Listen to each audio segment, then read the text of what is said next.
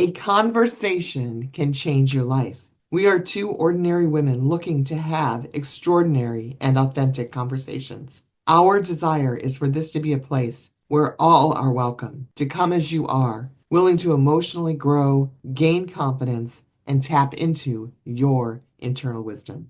When you know and utilize your strengths, the capacity to be forgiving, kind, and encouraging is increased exponentially. We all have amazing strengths and positive attributes.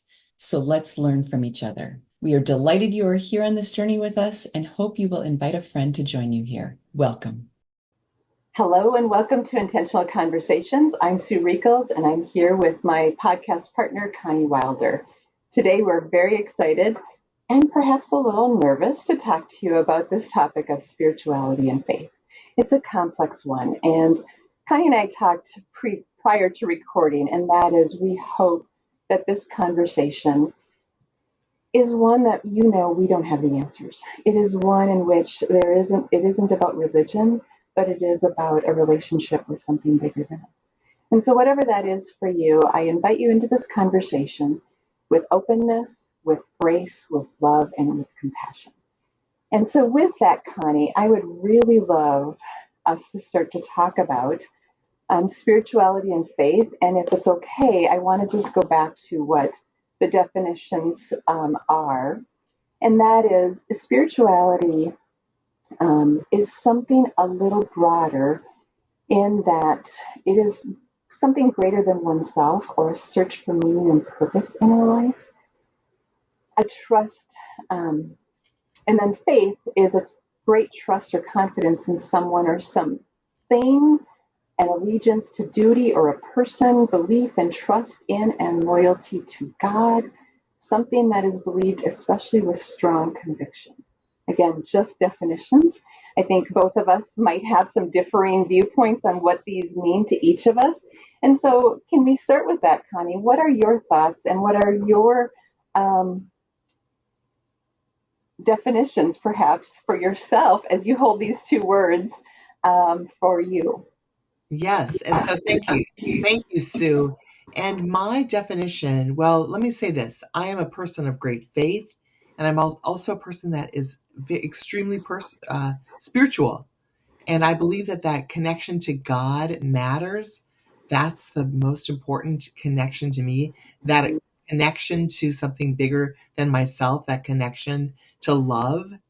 And and I feel like I might take some heat for my own views on this. And so I want to come back to what you had said, Sue, is that, I believe in a God that is a big God that can handle multiple questions at one time.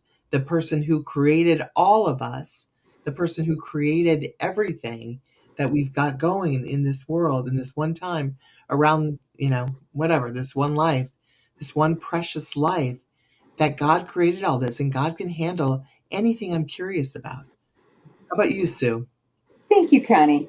I've been questioning spirituality and faith consciously since I was 7 years old. And I think when I say that, what I am saying is what who is God? What is that? What is bigger than me? Is it a God? Is it something else? And really, I grew up in more of a Christian foundation and had lots of questions as a curious young one. And I witnessed some things in which it felt hurtful or not aligned with what I would say is a loving God or higher being. And so those questions started to percolate for me.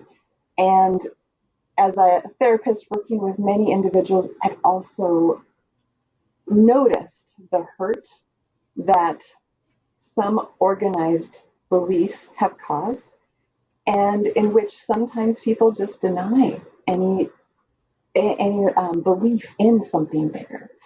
And so my goal for this conversation is to invite all of us to think beyond whatever we have heard or believed, and what is it, again, for us. Sometimes I've had people where they're like, when I sit in the radiance and the vastness of the sunshine, I feel something unlike any other place. So my question is that God or the divine? when you're on a moonlight night and it's sparkling over the water and the stars are shining, and all of a sudden you just feel this peace or this tranquility. Is that God or the divine? And others, you might be sitting at church or in a sanctuary of some sort, and you bring yourself to tears because you heard something that resonates so deeply. Is that God? Or is it all? And so I guess without an answer, that's kind of how I hope we can, how I see it and approach this conversation of being really broad and vast. Back to you, Connie, when you think about, the role or the role of each, do they marry? Are they separate? I heard for you, perhaps if I heard correctly, that spirituality and faith cross over.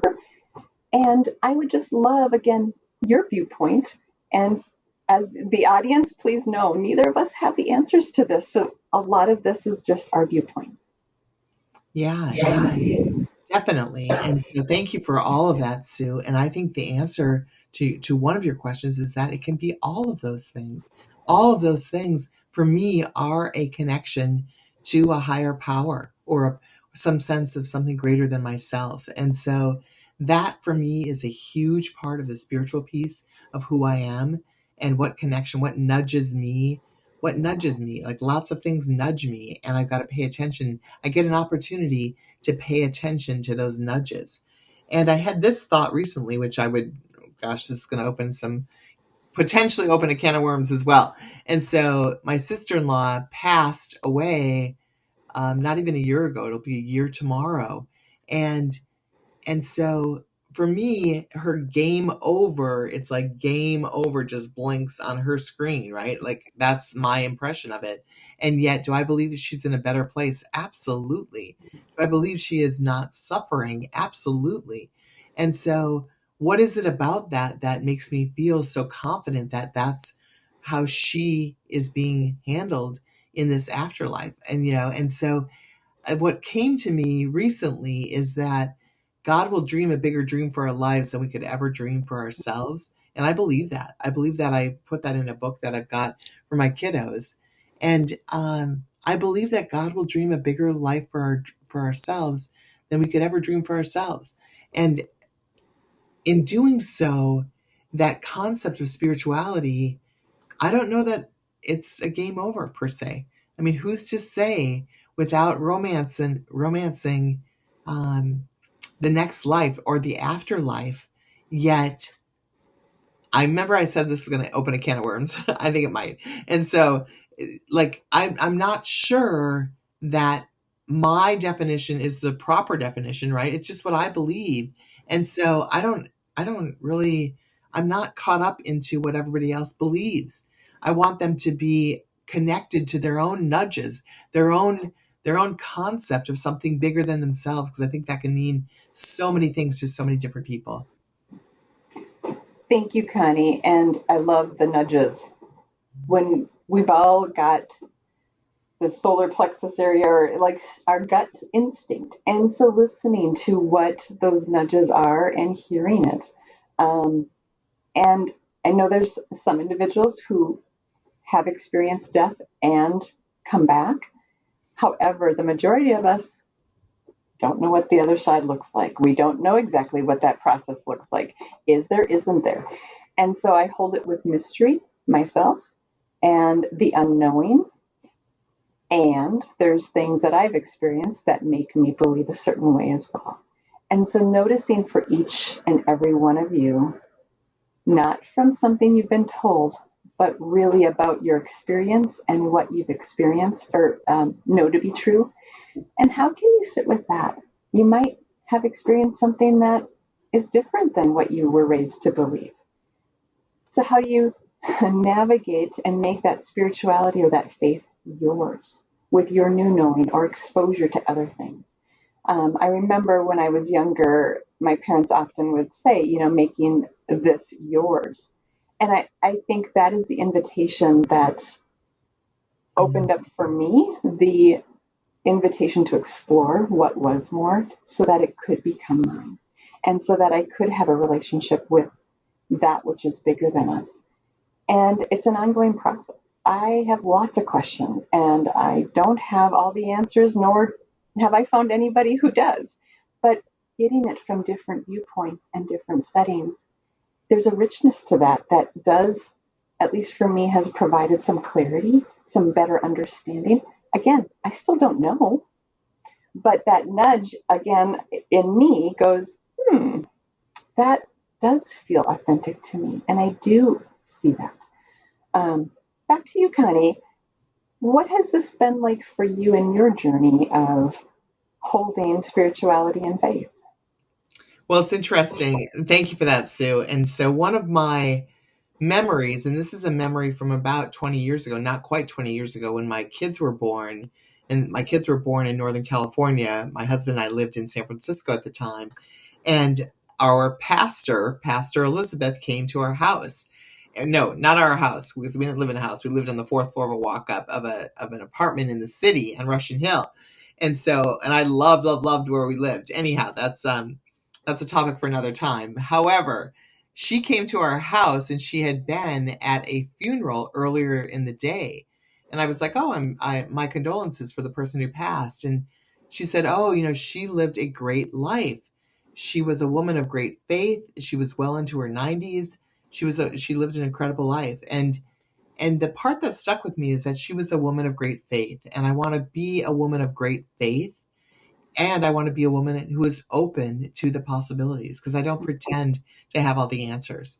And so for me, that crosses over a bit into the spirituality piece also. And yeah, I'm eager and I'm open and I'm ready to learn, and I don't pretend to have all the answers. Sue, how about for you? Similarly, and I would say one of the things that has opened up for me is nature. Is I A friend of mine said, "Oh, you go to the Church of the Woods," and it is for me. That is a church for me in many aspects. I've had some amazing experiences with wildlife that truly feel like the divine was standing in front of me. So, what is that to other people? Nothing. What is it to me? Very, very deeply spiritual. And with that, I guess I just open up the fact of whatever that is for you. And I also have experienced numerous religions. And again, hold all of it with love and compassion and grace. That there's bits and pieces to all of it that make sense, do connect us to that which is bigger. Some of us call that God, some of us call it something else. What is it for you would be my invitation to our audience. Yeah. Connie, as we're starting to wrap up, is there anything you would like people to walk away with today? I want people to walk away with this concept of God and this concept of something greater than ourselves, the universe, the nature, whatever words you want to put attached to that is okay. And to awaken to this concept of curiosity, because I believe in a very big God. That's the God that I believe in. And the God that I believe in can hold multiple perspectives on so many things.